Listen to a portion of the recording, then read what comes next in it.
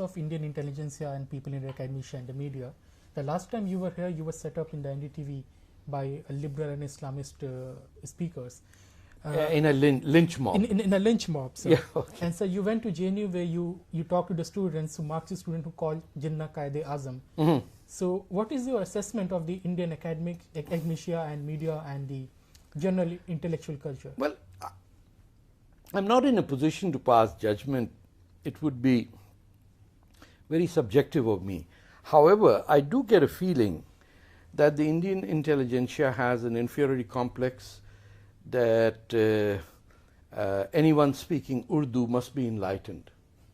So when they run into Pakistanis who speak very caste Urdu, they get overwhelmed and they say, you know, that this is a very learned person.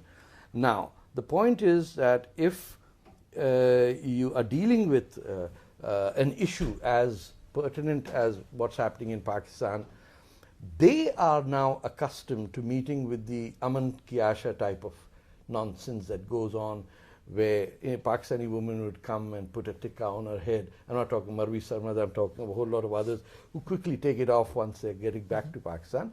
So their view, or the Seema Mustafas of this world, is a romantic view of Pakistan where Urdu and Awadh ke Nawabs are flowing around, and for them, none of the riffraff of Sindhis and Baloch or Pathan or Kutchi or Memon doesn't exist.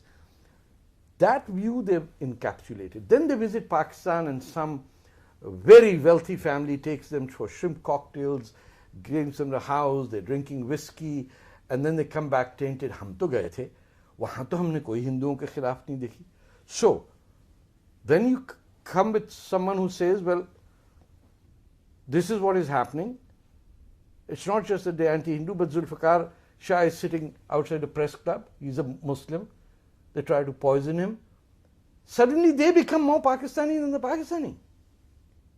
So I raised this issue about him, and none of the Delhi-based leftist intellectuals have visited him. Not one. Why do you think is it so? Is it because of the left's general confusion regarding Islamism, or is it because no, the left has not figured out how does Google make $10 billion without manufacturing anything. उनको समझ ही नहीं आ रहा कि वो steel mill की philosophy कैसे apply करे. ना को पैदावार हो रही, ना को वो खरीद रहा है गूगल. इकोनॉमी नहीं समझ में आएगी तो how are you going to... Left socialism is about understanding economics. If you can't understand economics, you're only the left because you're anti-America. So between Rus, China and America, it's the American kid who gets breakfast in school every day. It's America where there's a trade union right and minimum wage, and where the son of a African, Kenyan, Muslim immigrant can become the president of the country. ये तो आपके मुल्क में हो ही नहीं सकता. किसी काले को बना के देखिए आप प्राइम मिनिस्टर ऑफ. तो अमेरिका को गाली देने वाला जो इंडियन इंटेलेक्चुअल लेफ्टिस्ट है, उसको पता ही नहीं अमेरिका क्या, उसको ये नहीं पता कैपिटलिज्म क्या, उसको ये नहीं पता सोशलिज्म क्या. उसको सिर्फ एक बात है कि I am rich, I am powerful, I drink wine, I smoke cigars, and therefore I must be an intellectual, and therefore my anti-Americanism supersedes everyone else's, and I will pass judgment on this raw agent Tariq Fatah, who's been sent by CIA and Israel ki kya hai, Mossad. That's the end of the argument. No, sir, but because of the left in India, if you see, it's not only because of anti-Americanism. There's lots more to it. They're also very anti-India.